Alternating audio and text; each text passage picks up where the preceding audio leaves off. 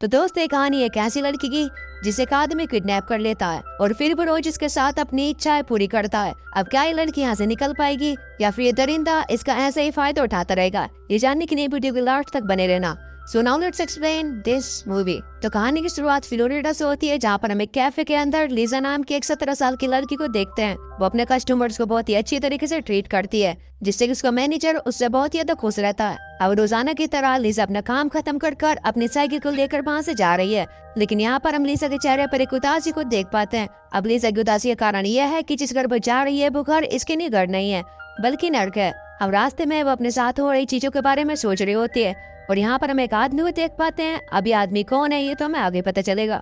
अब रास्ते में उसकी नजर एक ब्लैक कार पर पड़ती है, जिसे देखकर वो घबरा जाती है और तेजी से अपनी साइकिल को भगाने लगती है। अब लीजा जब अपने घर पहुँचती है तो हमें पता चलता है कि लीजा घर नहीं है बल्कि वो अपनी नानी के साथ रहती है। यहाँ पर लीजा की नानी के साथ उसका बॉयफ्रेंड मोरिस भी यहाँ पर रहता है। मोरिस वही आदमी है जिसे लीजा अपने ख्यालों में सोच रही थी। मोरिस लीजा की नानी को फाइनेंशियली सपोर्ट करता है, जिसकी वजह से उसे रोज रात को लीजा के कमरे में एंट्री मिलती है। अब एक दिन लीजा इन सभी चीजों से परेशान होकर सुसाइड नोट को लिखती है, लेकिन उसके अंदर इतनी हिम्मत नहीं है कि वो अपनी जान दे सके। अब हमें यहाँ पर ये भी पता चलता है कि लीजा को लीजा की मॉम ने यहाँ पर उसकी 14 साल की उम्र में ही भेज दिया था। लीजा को ऐसा लगता है कि उसकी नानी की फाइनेंशियल कंडीशन इतनी ज्यादा अच्छी नहीं है, इसके वजह से वो अपनी सारी सैलरी अपनी नानी को ही दे देती है ताकि उन्हें मोरिस की मदद न लेनी पड़े। लेकिन लीजा के इतने करने के बावजूद भी आज तक कुछ भी नहीं बदला। अब अगले दिन वो अपनी छोटी बहन से बात करती है और उसे बताती है कि उसे यहाँ पर नहीं रहना। इसके बाद वो अपनी मॉम से बात करती है। लीजा अपनी मॉम को मोरिस के बारे में बताती है कि रोज वो उसके साथ क्या करता है, लेकिन उसकी मॉम कहती है कि चाहे कुछ भी हो लेकिन तुम अपनी नानी के पास रहकर उन्हें फाइनेंशियली सपोर्ट करना और इसकी वजह से तुम्हें वहीं पर रहना होगा। और इसके बाद उसकी मॉम फोन को रख देती है। अब इस चीज से हमें ये तो पता चल जाता है कि लीजा की मॉम को सब कुछ पता है कि लीजा के साथ क्या क्या हो रहा है, लेकिन वो इस चीज को नहीं रोकती। अब यहाँ पर हम देख पाते हैं कि लीजा की जिंदगी पूरी तरीके से नर्क बन चुकी है। जो भी उसके साथ हो रहा है वो कुछ नॉर्मल नहीं है। खैर अब अगले दिन जब लीजा अपनी शिफ्ट खत्म कर अपनी साइकिल से घर की ओर आ रही होती है तो तभी अचानक से उस रास्ते में वही काली कार दिखाई देती है। ये वही कार होती है जिसे उसने पिछले दिन देखा था, लेकिन अब वो कार उसका पीछे करने लगती है। ये देखकर लीजा तेजी से अपनी साइकिल को भगाने लगती है, लेकिन वो कार भी उसके पीछे पीछे ही चल रही थी। अब लीजा को यहाँ पर बहुत ज्यादा डर लगने लगता है, इसलिए उस गाड़ी को देखते हुए अपनी साइकिल को भगा रही थी। लेकिन तभी अचानक से उस गाड़ी के अंदर से एक आदमी निकल कर आता है जो कि लीजा को पकड़ लेता है। अब वो लीजा को पकड़कर अपनी कार के अंदर डाल देता है। अब वो आदमी वहाँ पर लीजा के साथ बहुत ही गलत करने लगता है। इसके बाद वो लीजा की आंखों पर पट्टी बांध देता है।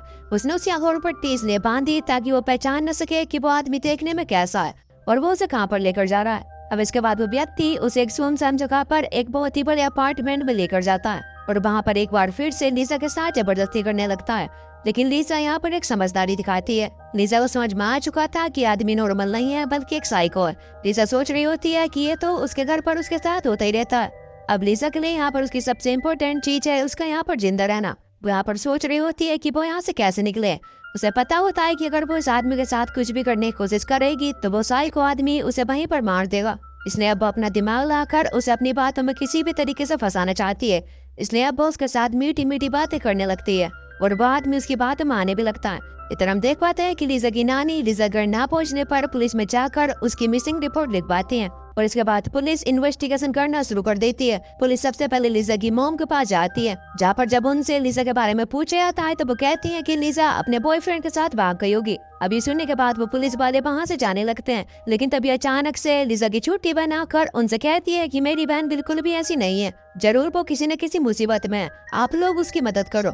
इसके बाद पुलिस उस कैफे पर जाती है जहाँ पर लीजा काम किया करती थी। पाकाउंडर उन्हें बताता है कि लीजा एक बहुत ही अच्छी लड़की थी और वो ऐसा बिल्कुल भी नहीं कर सकती, वो अपनी नानी को छोड़कर कभी भी नहीं जा सकती। इधर हम देख पाते हैं कि लीजा अपनी आंखों पर पट्टी लगे होने के बावजूद भी सब चीजों को महसूस कर रही होती है कि कौन सी चीज कहाँ पर है। अब एक बार फिर से वो आदमी उसके पास आकर उसके साथ जबरदस्ती करने लगता है, लेकिन लीजा उसे अपनी बातों में फंसाती है और उसके फेस को टच करने लगती है ताकि वो पता कर सके कि वो देखने में कैसा है। लीजा बार बार उसकी तारीफ कर रही होती है कि वो बहुत ही अच्छा इंसान है। लीजा उसकी तारीफ इसलिए कर रही है कि ताकि वो उसका भरोसा जीत सके। इसके बाद वो आदमी उसकी बातों में आकर उसके हाथ को खोल भी देता है। अब लीजा धीरे धीरे उसके घर में अपने सबूतों को छोड़ रही थी, जैसे कि वो अपनी हेयर पिन को वहाँ पर छोड़ देती है और वहाँ के मिरर पर अपने फिंगरप्रिंट्स को लगा देती है। अब एक रात जब आदमी सो रहा होता है तो लीजा आधी रात में उठकर टेलीफोन पर कॉल लगाने लगती है। दरअसल उसे इतना तो अंदाजा हो गया है कि टेलीफोन कहाँ पर रखा है। अब इससे पहले कि वो कॉल लगा पाती वो आदमी उठ जाता है। अब वो आदमी इतने ज्यादा गुस्से में था कि वो लीजा को मारने वाला था, लेकिन तभी लीजा रोते हुए उसे बताती है कि मेरे फादर की तबीयत बहुत ही तो खराब है और मैं सिर्फ अपने फादर की तबीयत के बारे में पूछने के लिए अपने घर पर कॉल कर रही थी, जिससे कि वो आदमी थोड़ा सा शांत होता है और उसे छोड़ देता है। अब एक दिन जब आदमी लीजा के क्लोज आता है तो लीजा उससे कहती है कि अगर तुम मुझे छोड़ दोगे तो मैं किसी को भी कुछ भी नहीं बताऊंगी और मैं खुद अपनी मर्जी से तुम्हारी गर्लफ्रेंड बन जाऊंगी। मैं कभी भी तुम्हें छोड़कर नहीं जाऊंगी और हमेशा तुम्हारा ख्याल रखूंगी और तुम्हारे साथ रहूंगी और किसी को पता भी नहीं चलेगा कि तुमने मुझे किडनैप किया था। मैं किसी भी तरीके से अपने घर वालों को बता दूंगी कि मैं कहाँ पर थी और मेरे साथ कुछ भी गलत नहीं हुआ है। अब ये सुनने के बाद वो आदमी लीजा से पूरी तरीके से इम्प्रेस हो चुका था और इसके बाद वो लीजा को छोड़ने का फैसला करता है। इधर दूसरी तरफ पुलिस ऑफिसर्स को एक सीरियल किलर के बारे में पता चलता है जिसने पिछले कुछ महीनों में कई लड़कियों को जान से मार दिया था। अब वो आदमी भी इस न्यूज को देख रहा होता है और वो सोच रहा होता है कि ये सही समय है लीजा को छोड़ने का, क्योंकि पुलिस इस समय उस सीरियल किलर को पकड़ने के चक्कर में है और इस समय पुलिस इतने छोटे मोटे केस के बारे में ज्यादा ध्यान भी नहीं देगी। वैसे भी लीजा ने तो उसे देखा भी नहीं है जिससे कि वो उसे पहचान सके। अब यही सब सोचने के बाद वो सीरियल किलर उसे अपनी गाड़ी में बैठा कर उसे वहाँ से ले जाने लगता है और वो उसे एक सुनसान जगह पर लेकर जाता है। लेकिन वहाँ पर पहुँचने के बाद उस आदमी का माइंड पूरी तरीके से चेंज हो चुका था। अब वो लीजा को मारने वाला है, लेकिन वहाँ पर लीजा उसे रिक्वेस्ट करने लगती है कि मैं तुमसे प्यार करती हूँ और मैं चाहती हूँ कि तुम मेरे साथ रहो। मैं तुम्हारी गर्लफ्रेंड बनना चाहती हूँ और तुम्हारा ख्याल रखना चाहती हूँ। अब ये सुनने के बाद वो साइको आदमी लीजा की बात उसे थोड़ा सा पिघल जाता है। अब वो साइको आदमी लीजा से कहता है कि ठीक है चलो मैं तुम्हें छोड़ रहा हूँ, लेकिन जब भी पुलिस तुमसे कुछ पूछे तो तुम मेरे बारे में कुछ भी मत बताना। और इतना सब कहने के बाद वो साइको आदमी लीजा को वहाँ पर छोड़कर वहाँ से चला जाता है।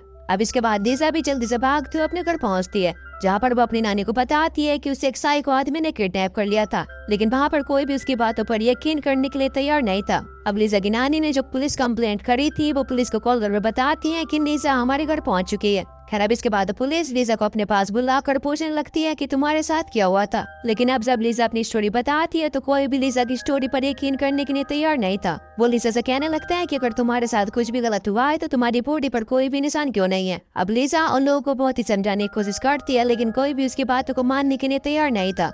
उन्हें लग रहा था कि लीजा मीडिया टेंशन पाने के लिए ये सब कर रही है। अब इसके बाद डिटेक्टिव लैरी लीजा से मिलने के लिए आते हैं, लेकिन लीजा वहाँ पर पूरी तरीके से चुप थी। वो किसी से ही बात करना नहीं चाहती थी, लेकिन डिटेक्टिव लैरी से समझाते हैं कि तुम्हारे साथ जो भी कुछ हुआ है तुम मुझे बता दो, मैं तुम्हारी मदद जरूर करूंगा। अब इसके बाद लीजा उन्हें सारी बात बताना शुरू करती है, जैसे कि उस आदमी के पास एक ब्लैक कार है, उसके घर में 22 सीढ़ियां हैं और उसकी कार पर मैग्नम लिखा हुआ है और वो देखने में गोरा है और वो लेफ्ट हैंडेड है और उसके पास एक गन भी है। अब ये सब सुनने के बाद डिटेक्टिव लैरी पूरी तरीके से कंफर्म हो जाते हैं कि लीजा झूठ नहीं बोल रही है। अब इसके बाद वो तुरंत ही इस केस के बारे में इन्वेस्टिगेशन करना शुरू करते हैं। अब हम यहाँ पर देख पाते हैं कि पूरी टीम मिलकर लीजा केस को बहुत ही अच्छी तरीके से डिटेक्ट कर रही थी। अब यहाँ पर वो सभी लोग सोच रहे होते हैं कि कहीं लीजा किडनैपर ही वो सीरियल किलर तो नहीं है, क्योंकि उस किडनैपर के सारे पॉइंट उस सीरियल किलर से मिलते हैं। अब ये सब कंफर्म करने के लिए पुलिस कपलों को फोरेंसिक लैब में भेजते हैं। अब जब फोरेंसिक रिपोर्ट आती है तो लेडी को पूरी तरीके से कंफर्म हो जाता है कि वही आदमी किडनैपर है जो कि इस समय सीरियल किलर बनकर घूम रहा है। अब लीजा उन्हें बताने लगती है कि वो आदमी उसे कहाँ पर छोड़कर गया था। अब लीजा उन लोगों को उस गैस स्टेशन पर लेकर जाती है जहाँ पर उस आदमी ने अपनी कार में गैस उड़वाई थी। अब जब पुलिस उस गैस स्टेशन के कैमरे को चेक करती है तो उनके हाथ एक बहुत ही बड़ा सबूत लगता है। उन्हें उस कैमरे में एक ऐसा आदमी दिखाई देता है जैसा कि इस केस लीजा ने बनवाया था। अब उस आदमी का पोस्टर बनवाया जाता है और शहर में जगह जगह पर उसके पोस्टर लगवा दिए जाते हैं। इसके बाद पुलिस उस आदमी को ट्रैक करना शुरू कर देती है और इत्तेफाक से एक दिन वो आदमी मिल भी जाता है। इसके बाद वो पुलिस ऑफिसर उसकी कार के फोटो लेते हैं और वो फोटो ले जाकर लीजा को दिखाते हैं।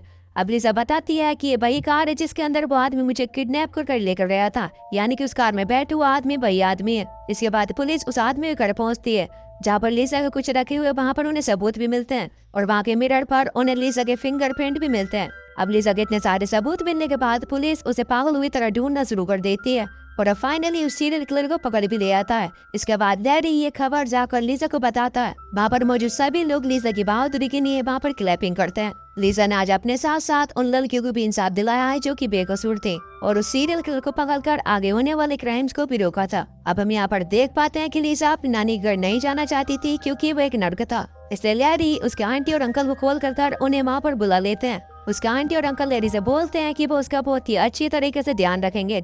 इसके बाद लीजा लैरी से थैंक्स कहती है और इसके बाद लैरी भी उसकी बातों पर वहाँ पर इमोशनल हो जाता है। अब लीजा के पास अपनी वो फैमिली है जिस फैमिली के लिए वो हमेशा से तरसती थी। खैर अब हमें यहाँ पर कुछ समय बाद का सीन दिखाया जाता है यहाँ पर हम लीजा को देख पाते हैं जो कि अब एक पुलिस ऑफिसर बन चुकी है और इसी के साथ ये मूवी यहीं पर खत्म हो जाती है।